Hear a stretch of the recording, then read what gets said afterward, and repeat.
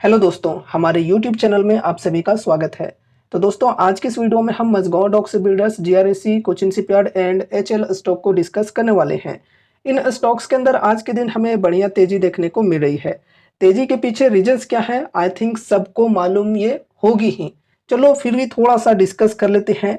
जैसा कि आप सभी को पता होगा कि कल के दिन डिफेंस सेक्टर से रिलेटेड एक बड़ी गुड न्यूज आई थी कि डिफेंस मिनिस्ट्री के तरफ से डिफेंस एक्विजिशन के लिए 1.45 लाख करोड़ की अप्रूवल मिली है, जिसमें यहाँ पर 99% का जो हिस्सा होगा वो इंडिजीनियस तरीके से डेवलप किए गए प्रोडक्ट्स को खरीदने के लिए यूज किए जाएंगे। ठीक है, कहने का मतलब ये है कि जो भी स्वदेशी तरीके से बनाए गए डिफेंस इक्विपमेंट्स, डिफेंस प्रोडक्ट्स होंगे, उनको खरीदने के लिए ये जो 1.45 लाख करोड़ रुपए है, इसका 99% का हिस्सा यूज किया जाएगा। इस हिसाब से देखा जाए तो इंडियन डिफेंस कंपनीज को आगे चलकर काफी बेहतरीन ऑर्डर्स मिलने वाले हैं। ठीक है, अब इस न्यूज के आने के बाद आज के दिन हमें इन डिफेंस स्टॉक्स के अंदर काफी बेहतरीन तेजी देखने को मिली है। ओवरऑल यहाँ पर अगर हम डिफेंस इंडेक्स की बात करें, जिसमें टॉप 15 डिफेंस स्टॉक्स हैं, तो सभी स्टॉक्स के अंदर हमें ठीक ठाक पॉजिटिविटी, ठीक ठाक गेन देखने को मिल रही है। सिर्फ कुछ स्टॉक्स को छोड़कर बात करें तो लाइक यहाँ पर मिस्र धातु निगम लिमिटेड, फिर यहाँ पर DCX systems and Apollo micro systems, तो ये कुछ 2-3 स्टॉक्स हैं जहां पर हमें नेगेटिविटी देखने को मिल रही है। बाकी सभी स्टॉक्स के अंदर हमें बढ़िया तेजी देखने को मिल रही है। यहाँ पर अगर हम एचएल की बात करें तो लगभग 2% की तेजी है, कोचिन शिपयार्ड में 3% एंड गार्डन एज बिल्डर्स के अंदर लगभग 2.5% एंड उसके बाद मझगांव डॉक से बिल्डर्स के अंदर देखें तो लगभग 5.5% की तेजी बनी हुई है। अब देखो, मार्केट ओपन होते ही इन स्टॉक्स की अगर हम बात करें तो थोड़ी सी सेलिंग प्रेशर हमें इनके अंदर देखने को मिल रहे थे। ठीक है, लेकिन बहुत ज़्यादा गिरावट नहीं आई थी। फिर इन स्टॉक्स के अंदर बहुत ही बेहतरीन रैली देखने को मिली। जो बुल्स हैं वो यहाँ पर काफ़ी ज़्यादा हावी देखने को मिले हैं बियर्स के ऊपर। इस वजह से ओवरऑल स्टॉक्स के अंदर बढ़िया तेजी बनी हुई है। आज जो मार्केट की सेंटिमेंट है वो नेगेटिव तौर पे है। ठीक है, अगर हम निफ्टी 50 इंडेक्स की बात करें तो -0.6% की गिरावट फिलहाल देखने को मिल रही है।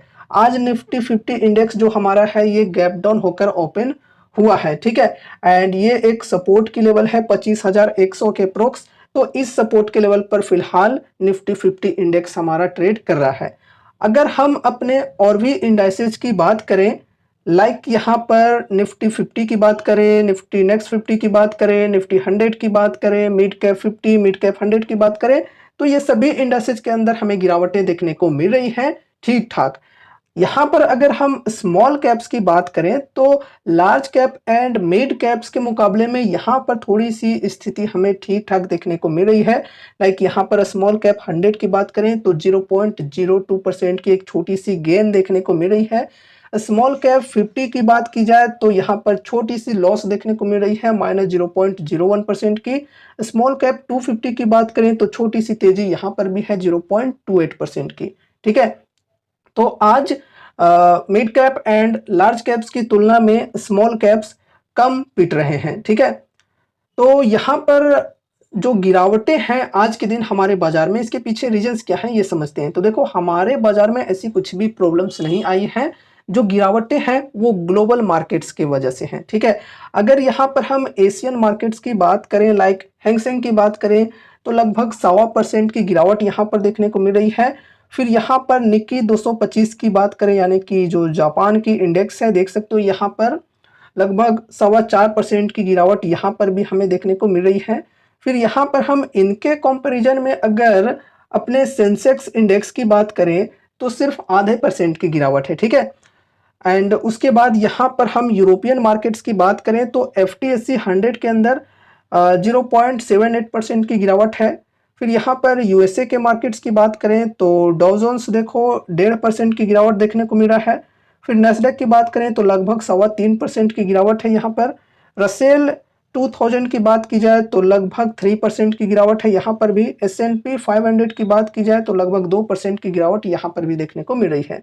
ओवरऑल ग्लोबल मार्केट्स के अंदर काफ़ी ज़्यादा गिरावटें हमें देखने को मिल रही है। इस वजह से हमारे बाजार के अंदर भी इम्पैक्ट देखने को मिल रहा है। लेकिन ग्लोबल मार्केट्स की कंपैरिजन में अगर हम अपने मार्केट्स की बात करें तो हमारे बाजार के अंदर उतनी ज़्यादा गिरावटें फिलहाल देखने को नहीं मिल रही है। जैसा कि हमने निफ्टी 50 एंड सेंसेक्स को डिस्कस किया तो लगभग आधे % की गिरावट हमें देखने को मिल रही है अपने इंडाइसेस के अंदर। चलो बढ़िया है। बाकी देखो यार, न्यूज इतनी बेहतरीन थी डिफेंस सेक्टर से रिलेटेड, इस वजह से कुछ खास इम्पैक्ट नहीं पड़ा डिफेंस सेक्टर के अंदर, ठीक है, डिफेंस स्टॉक्स के ऊपर, ठीक है। ग्लोबल मार्केट्स की जो सिचुएशन है वो खराब है, इस वजह से इंडियन मार्केट्स में भी हमें रेड में देखने को मिल रहे हैं, लॉस में चल रहे हैं इंडियन मार्केट्स भी, ठीक है। लेकिन अगर हम स्पेशली डिफेंस सेक्टर की बात करें तो डिफेंस सेक्टर के अंदर हमें पॉजिटिविटी देखने को मिल रही है क्योंकि न्यूज ही बढ़िया आई थी, ठीक है।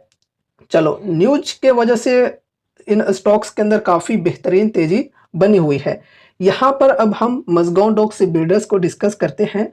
तो देखो, आज लगभग 5.5% की तेजी देखने को मिल रही है, 6% से भी ऊपर की तेजी बनी थी स्टॉक के अंदर। लेकिन देखो गाइज, हम काफी टाइम से डिस्कस करते आ रहे हैं कि ये जो चैनल पैटर्न की ट्रेंड लाइन है, इस ट्रेंड लाइन को ब्रेकआउट मिलना चाहिए, तब जाकर हम बड़ी तेजी एक्सपेक्ट करके चल सकते हैं। तो देखो, ट्रेंड लाइन को आज टच तो किया है स्टॉक ने, ठीक है, लेकिन यहाँ से प्रॉफिट बुकिंग भी हुई है, इस वजह से थोड़ी सी जो गेन की परसेंटेज है वो हमें कम देखने को मिल रही है। ये 6% से भी ऊपर की तेजी थी, लेकिन देखो ट्रेंड लाइन को टच करने के बाद प्रॉफिट बुकिंग हुए हैं स्टॉक के अंदर, ठीक है। और यहाँ पर अगर ये ऊपर साइड में सस्टेन करता है ट्रेंड लाइन के ऊपर में, तो फिर स्टॉक के अंदर हम बढ़िया तेजी भी एक्सपेक्ट करके चल सकते हैं, ठीक है। और ये जो ट्रेंड लाइन की रेजिस्टेंस है, एक स्ट्रॉन्ग रेजिस्टेंस है। और उसके बाद यहाँ पर सपोर्ट के लेवल की बात करें तो फर्स्ट सपोर्ट है यहाँ पर 4300 के अप्रॉक्स, एंड उसके बाद सेकंड सपोर्ट है यहाँ पर 4000 के। बाकी यहाँ पर हम लॉन्ग टर्म इन्वेस्टमेंट के पॉइंट ऑफ व्यू से फ्रेश बाइंग के लिए डिस्कस करें तो 52 वीक हाई के लेवल से करेंट प्राइस जो कि है 4700 के अप्रोक्स, तो लगभग यहाँ तक देखा जाए तो 20% की डिस्काउंट मिल रही है। अगर किन्हीं को कंपनी पसंद आ रही है और डिस्काउंट भी ये ठीक लग रही है तो फर्स्ट एसआईपी करके चल सकते हैं, अगर उनका विजन है लॉन्ग टर्म का तो, और मिनिमम वो 3 साल 4 साल 5 साल इस प्रकार से होल्ड करना चाहते हैं तो। अब यहाँ पर फर्स्ट एसआईपी करने के बाद अगर गिरावटें कंटिन्यू रहती है स्टॉक के अंदर तो हर 5 से 10% की डिप पर एड ऑन करके चल सकते हैं, अगर उनको कंपनी की fundamentals, financials, balance sheet, future growth के ऊपर पूरा भरोसा है तो। अब देखो गाइज, हम जो भी चीजें यहाँ पर डिस्कस कर रहे हैं वो सिर्फ और सिर्फ एजुकेशनल पर्पज से कर रहे हैं, ये ध्यान में रखकर चलना। आप सभी को मैं इन स्टॉक से रिलेटेड कोई भी बाय या सेल की कॉल टिप या रिकमेंडेशंस नहीं दे रहा हूं। इसलिए इस वीडियो को देखने के बाद अगर आपको कुछ भी इंटरेस्ट लगता है तो आपको अपने तरफ से भी कुछ स्टडी एनालिसिस करने हैं, या फिर अगर आपके फाइनेंशियल एडवाइजर्स हैं तो उनसे एक बार कंसल्ट जरूर से करना है, एंड उसके बाद ही कोई डिसीजंस लेने हैं, ठीक है। चलो, अब नेक्स्ट स्टॉक को डिस्कस करते हैं जो कि है जीआरएसी। अब देखो गाइज, गार्डन रिच से बिल्डर्स की बात करें तो लगभग 2.5% की तेजी यहाँ पर भी बनी हुई है। एंड फिलहाल यहाँ पर देखो एक रेजिस्टेंस की लेवल है जो कि है 1963 की, ये रेजिस्टेंस पर फिलहाल स्टॉक ट्रेड कर रहा है। ये रेजिस्टेंस के ऊपर स्टॉक अगर सस्टेन करता है तो फिर स्टॉक के अंदर बढ़िया तेजी हम एक्सपेक्ट करके चल सकते हैं। फिर देखो नेक्स्ट ये रेजिस्टेंस होगी जो कि एक साइकोलॉजिकल रेजिस्टेंस होगी 2000 की, ठीक है, एंड उसके बाद 2200 की। एंड फिर अगर देखो यहाँ पर प्रॉफिट बुकिंग कंटिन्यू रहती है इस रेजिस्टेंस पर जो कि है 1963 की, तो फिर यहाँ पर गिरावटें हमें देखने को मिल सकती हैं। अगर गिरावटें आती हैं स्टॉक के अंदर तो फिर 1750 की जो सपोर्ट की लेवल है इसे ध्यान में रखकर चलना है, एक स्ट्रॉन्ग सपोर्ट की लेवल है बेसिकली। ये देख सकते हो यहाँ पर काफी टाइम से इस सपोर्ट के ऊपर स्टॉक ने टाइम दिया था, ठीक है। एंड ये जो सपोर्ट की लेवल है ये 100 EMA की भी सपोर्ट की लेवल है, ठीक है, और इस सपोर्ट को स्टॉक ने अभी ब्रेक डाउन नहीं किया है, ठीक है। तो ये सपोर्ट को अगर कभी भी ये स्टॉक तोड़ देता तो फिर स्टॉक के अंदर और भी ज्यादा गिरावटें हमें देखने को मिल सकती थी, ठीक है। बाकी यहाँ पर हम फ्रेश बाइंग के लिए डिस्काउंट की बात करें तो 52 वीक हाई के लेवल से करेंट प्राइस जो कि 1963 की है, यहाँ तक की बात करें तो लगभग 30% की डिस्काउंट यहाँ पर मिल रही है। चलो ठीक है, फर्स्ट एसआईपी के लिए लिमिटेड अमाउंट के साथ यहाँ पर हम इन्वेस्टमेंट की शुरुआत कर सकते हैं। फिर अगर गिरावटें कंटिन्यू रहती हैं तो हर 5 से 10% की डिप पर एड ऑन करके भी चल सकते हैं।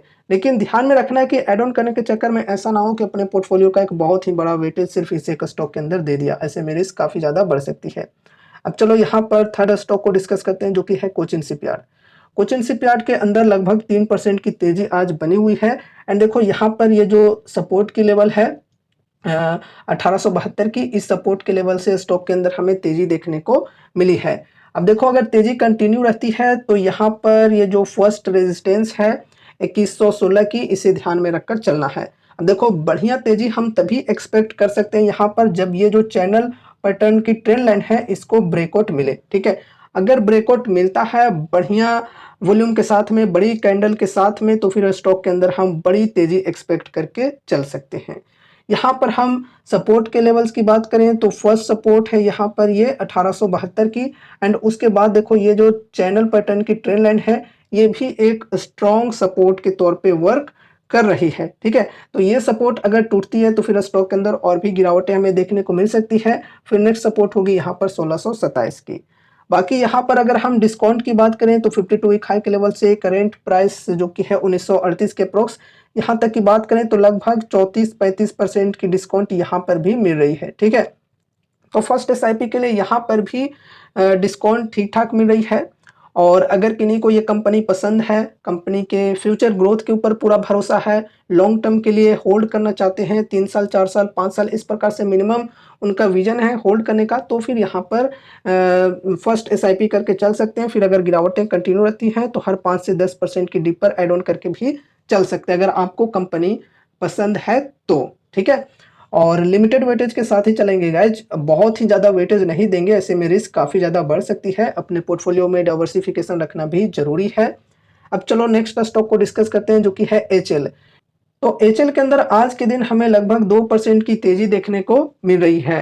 एंड देखो यहाँ पर ये जो रेजिस्टेंस की लेवल है 4823 की, इस रेजिस्टेंस के ऊपर फिलहाल स्टॉक ट्रेड कर रहा है। करंट प्राइस की बात करें तो 4923 के अप्रोक्स है।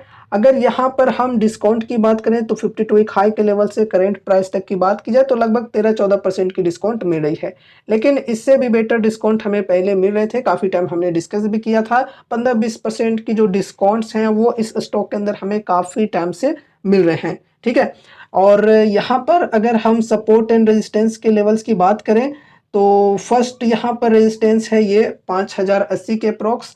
अगर ये जो रेजिस्टेंस है इसको ब्रेकआउट मिल जाता है तो फिर स्टॉक के अंदर बढ़िया तेजी आ सकती है। फिर यहाँ पर ये जो 52 वीक हाई का लेवल है ये होगा नेक्स्ट रेजिस्टेंस। उसके बाद यहाँ पर सपोर्ट की बात करें तो देखो ये पहले रेजिस्टेंस थी, रेजिस्टेंस के ऊपर स्टॉक चली गई है तो अब ये सपोर्ट के तौर पे वर्क करेगी। तो 4823 का जो लेवल है ये सपोर्ट का लेवल है फर्स्ट। एंड उसके बाद यहाँ पर नेक्स्ट सपोर्ट है 4500 की। एंड फिर यहाँ पर है 4000 की सपोर्ट।